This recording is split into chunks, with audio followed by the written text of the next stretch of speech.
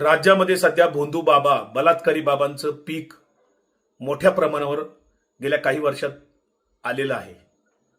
अशोक खरातच्या अगोदर पारनेरमधल्या एका बाबाने एका मुलीवर अत्याचार केले.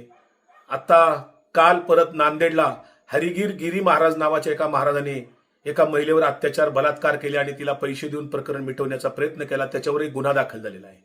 अशोक खरातचं प्रकरण खूप मोठं आहे, मोठं रॅकेट आहे. असे अशोक खरात, हरिगिरी महाराज किंवा अनेक भोंदू बाबा, बलात्कारी बाबा प्रत्येक शहरात आहेत, प्रत्येक तालुक्यात आहेत. या भोंदू बाबांचं, बलात्कारी बाबांचं सरकार नेमकं काय करणार आहे?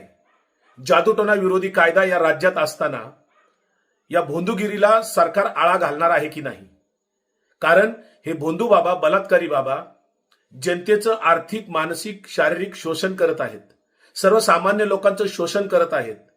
धर्माच्या आणि अध्यात्माच्या नावाखाली हे लोक जनतेला लुबाडतायत. अनेक महिला आणि मुलींचं मानसिक, शारीरिक शोषण केलेलं आहे, करत आहेत. मात्र एरवी आरोपी जेव्हा बिगर हिंदू असतो किंवा परधर्मी असतो तेव्हा भारतीय जनता पार्टीचे 2-4 सोडलेले आमदार हिंदू जन आक्रोश मोर्चे काढतात. वेगवेगळ्या माध्यमातून मुस्लिम द्वेष करण्यासाठी अशा काही घटनांमध्ये आरोपी जेव्हा बिगर हिंदू असतो किंवा परधर्मी असतो, विशेषतः मुस्लिम असतो, तेव्हा मोर्चे काढतात. भारतीय जनता पार्टी, RSS परिवारातल्या ह्या हिंदुत्ववादी संघटना या भोंदू बाबांच्या विरोधात, बलात्कारी बाबांच्या विरोधात चकार शब्द काढत नाहीत.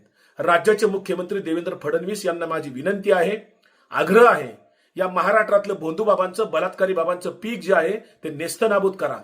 कायद्याच्या आधाराने या सगळ्यांना आपण त्या ठिकाणी जेलची वारी गाडवा. जनतेचं शोषण होतंय, महिलांचं शोषण होतंय. सरकार बघ्याची भूमिका घेऊ शकत नाही. एखादं प्रकरण वर येण्याची आपण वाट बघता आणि मग तेवढ्यापुरतं कारवाई करण्याचा जर प्रयत्न करत असाल ते अत्यंत गैर आहे. ह्या भोंदू बाबांचं पीक उद्ध्वस्त केलं पाहिजे. प्रत्येक तालुक्यात, प्रत्येक शहरात असे भोंदू बाबा गल्ली बोळात तयार झालेले आहेत. सरकारने याला आळा घालावा, कायदेशीर कारवाई करावी.